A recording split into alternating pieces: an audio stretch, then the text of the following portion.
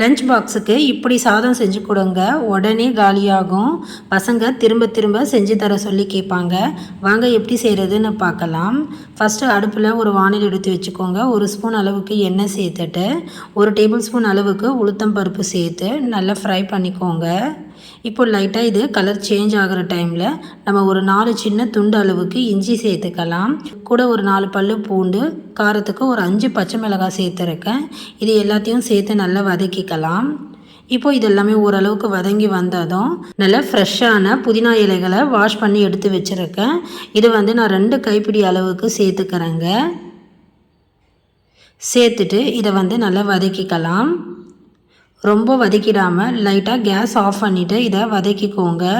ரொம்ப வதங்கிடுச்சுன்னா நமக்கு அந்த புதினாவோட நிறம் மாறி போயிடும். இப்போ பார்த்தீங்கன்னா புதினா இந்த அளவுக்கு வதக்கி எடுத்தாலே போதும். இப்போது கேஸ் ஆஃப் பண்ணிவிட்டு நல்லா ஆறுனதுக்கப்புறம் மிக்ஸி ஜாருக்கு மாற்றிக்கலாம்.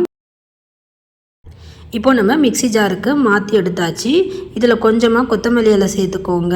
கூட உப்பு இந்த சட்னி அளவுக்கு மட்டும் சேர்த்துக்கோங்க. சேர்த்துட்டு தேவைப்பட்டால் கொஞ்சமாக தண்ணி சேர்த்துட்டு ரொம்ப நைஸாக பேஸ்ட்டாக அரைக்காமல் இந்த மாதிரி கொரகொரப்பாக பக்குவத்துக்கு அரைச்சி எடுத்துக்கோங்க. இந்த அளவுக்கு அரைச்சி எடுத்துகிட்டு வந்ததும் இது ஒரு பக்கம் இருக்கட்டும். அடுத்து மறுபடியும் வானிலையில் ஒரு 3 டேபிள் ஸ்பூன் அளவுக்கு எண்ணெய் சேர்த்துட்டு எண்ணெய் சூடானதும் 1/2 ஸ்பூன் கடுகு சேர்த்துக்கோங்க. கடுகு நல்லா பொரிஞ்சு வந்ததும் 1 டேபிள் ஸ்பூன் உளுத்தம் பருப்பு, 1 டேபிள் ஸ்பூன் கடலை பருப்பு சேர்த்துட்டு நல்லா ஃப்ரை பண்ணிக்கலாம். இப்போது பருப்பு எல்லாமே ஓரளவுக்கு நல்லா வறுபட்டு வர ஆரம்பிச்சிடுச்சு. இந்த டைமில் நம்ம ஒரு 1/4 ஸ்பூன் அளவுக்கு பெருங்காயத்தூள் சேர்த்துக்கலாம். கட்டாயமாக இந்த சாதத்துக்கு பெருங்காயத்தூள் சேர்த்துக்கணுங்க. அப்போ தான் நல்ல மணமாக இருக்கும், சுவையாகவும் இருக்கும். இது கூட ஒரு 3 வரமிளகாய் சேர்த்துட்டு ஒரு 2 கொத்து அளவுக்கு கறிவேப்பிலை சேர்த்துட்டு நல்லா பொரிய விடுங்க. இப்போது இது எல்லாமே சேர்ந்து நல்லா வதக்கி எடுத்தாச்சுங்க. இப்போ நம்ம வதக்கி அரைச்சா புதினா விழுது சேர்த்துக்கலாம். சேர்த்துட்டு அந்த மிக்ஸி ஜார்லேயே ஒரு 1/2 டம்ளர் அளவுக்கு மட்டும் தண்ணி சேர்த்துக்கலாங்க. மிக்ஸி ஜாரில் சேர்த்து அந்த தண்ணியும் அலசிட்டு நம்ம சேர்த்துக்கலாம். சேர்த்துட்டு இப்போ இதை நல்லா வதக்கிக்கலாம்.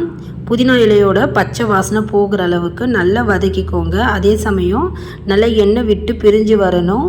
இப்போ இருக்கிற இந்த கன்சிஸ்டன்சியை விட கொஞ்சம் திக்காக வர வரைக்கும் நல்லா வதக்கி விட்டுக்கோங்க. அடுப்பை மீடியம் ஃப்ளேமில் வச்சு ஒரு 3-4 நிமிஷம் வரைக்கும் இதை வதக்கி எடுத்தால் போதும். இப்போ பார்த்தீங்கன்னா நல்லா எண்ணெய் விட்டு பிரிஞ்சு இதோட நிறம் மாறி வந்திருக்கு. இந்த அளவுக்கு புதினா தொக்கை நல்லா வதக்கி எடுத்துக்கோங்க.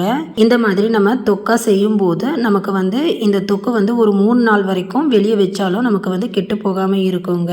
நம்ம எல்லா வித டிஃபனுக்கும் சூப்பராக இருக்கும். இட்லி, தோசைக்கு எல்லாத்துக்குமே நம்ம தொட்டு சாப்பிடலாம். இப்போ நம்ம நல்லா வதக்கி எடுத்தாச்சுங்க. கேஸ் ஆஃப் பண்ணிவிட்டு ஒரு பாதி எலுமிச்சை பழம் மட்டும் இந்த மாதிரி சாறு பிழிஞ்சு சேர்த்துக்கோங்க.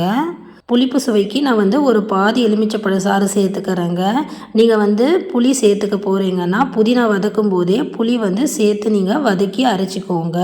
இப்போ நம்ம எலுமிச்சப்பழ சாறு சேர்த்து நல்லா பிழிஞ்சதுக்கப்புறம் நல்லா மிக்ஸ் பண்ணிக்கலாம். கேஸ் நான் ஆஃப் பண்ணிட்டேங்க.